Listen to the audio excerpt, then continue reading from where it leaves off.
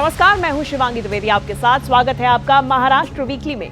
नजर डालते हैं महाराष्ट्र की उन बड़ी खबरों पर जो इस हफ्ते सुर्खियों में रही। महाराष्ट्र सरकार ने राज्य में सौर ऊर्जा को प्रोत्साहन देने के लिए एक महत्वपूर्ण निर्णय लिया है। इस पहल के तहत बिजली वितरण कंपनी ने रेसिडेंशियल रूफटॉप सोलर योजना की दरों में बड़ी कमी की घोषणा की है, जिससे घरेलू बिजली उपभोक्ता सौर ऊर्जा की ओर आकर्षित हो। योजना के अनुसार 1 किलोवाट क्षमता की रूफटॉप सोलर प्रणाली की कीमत लगभग 45,450 रुपए तय की गई है, जिससे उपभोक्ताओं को करीब 15,000 रुपए की सीधी बचत होगी। यह योजना खासतौर पर 100 यूनिट प्रति माह बिजली खपत करने वाले आर्थिक रूप से कमजोर परिवारों के लिए बेहद लाभदायक साबित होगी। 1 किलोवाट की सोलर प्रणाली हर महीने लगभग 120 यूनिट बिजली उत्पन्न कर सकती है और इससे कई घरों के बिजली बिल जीरो हो सकते हैं। इस परियोजना में सोलर पैनल, इन्वर्टर्स और वायरिंग शामिल हैं, जो उपभोक्ताओं की पारंपरिक बिजली पर निर्भरता कम करके उपभोक्ताओं को लंबे समय तक राहत प्रदान करेगी। मुख्यमंत्री देवेंद्र फडणवीस ने पुणे यूनिवर्सिटी चौक स्थित एकीकृत डबल डेकर फ्लाईओवर का वर्चुअली उद्घाटन किया।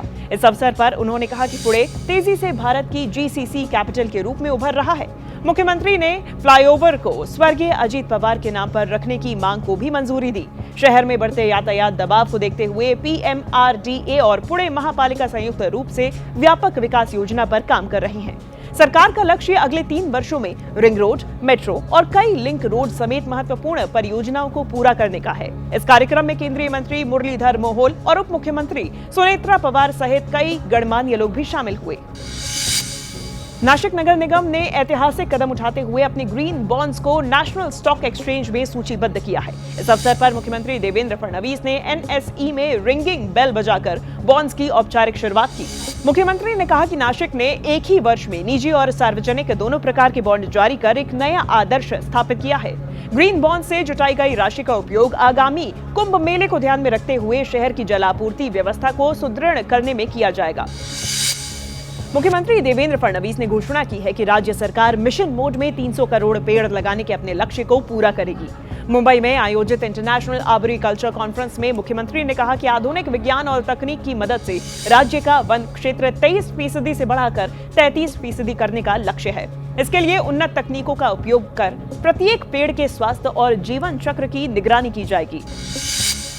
मुख्यमंत्री देवेंद्र फडणवीस और केंद्रीय मंत्री नितिन गडकरी ने नागपुर में सोलर डिफेंस एंड एरोस्पेस की रोबोटिक्स और यूएवी सुविधा का भूमि पूजन किया।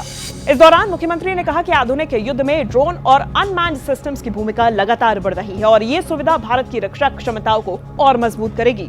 मुख्यमंत्री ने बताया कि राज्य की विशेष रक्षा एवं एरोस्पेस नीति के कारण मजबूत टेक्नोलॉजी इकोसिस्टम तैयार हुआ है। जिस देश के पास सामरिक ताकत होगी, जिस देश के पास टेक्नोलॉजी होगी, वही देश इस नई वर्ल्ड ऑर्डर में अपनी सार्वभौमता को बचा पाएगा। महाराष्ट्र के उप मुख्यमंत्री एकनाथ शिंदे ने गर्भाशय मुख कैंसर से बचाव के लिए राज्य स्तरीय एचपीवी टीकाकरण अभियान की शुरुआत की है। यह अभियान राज्य भर में 9 से 14 वर्ष आयु समूह की लगभग 9,84,000 लड़कियों को लक्षित करता है। उप मुख्यमंत्री ने कहा कि बीमारी होने के बाद इलाज करने से बेहतर है कि स्वास्थ्य सुरक्षा पहले ही सुनिश्चित की जाए, क्योंकि स्वस्थ महिलाएं ही मजबूत परिवार और समाज की आधारशिला होती हैं। कार्यक्रम के दौरान स्वास्थ्य क्षेत्र में उल्लेखनीय योगदान देने वाली महिलाओं को भी सम्मानित किया गया। उप मुख्यमंत्री सुनेत्रा पवार ने विधान परिषद में कहा कि राज्य सरकार महिलाओं के स्व सहायता समूहों द्वारा तैयार किए गए उत्पादों को वैश्विक बाजार से जोड़ने के लिए काम कर रही है। उन्होंने बताया कि ग्रामीण क्षेत्रों की महिलाओं को अब एक्सपोर्ट प्रक्रियाओं का विशेष प्रशिक्षण दिया जा रहा है। राज्य भर में विपणन नेटवर्क को मजबूत करने के लिए उमेद मॉल और उमेद मार्ट जैसे उपक्रम लागू किए जा रहे हैं।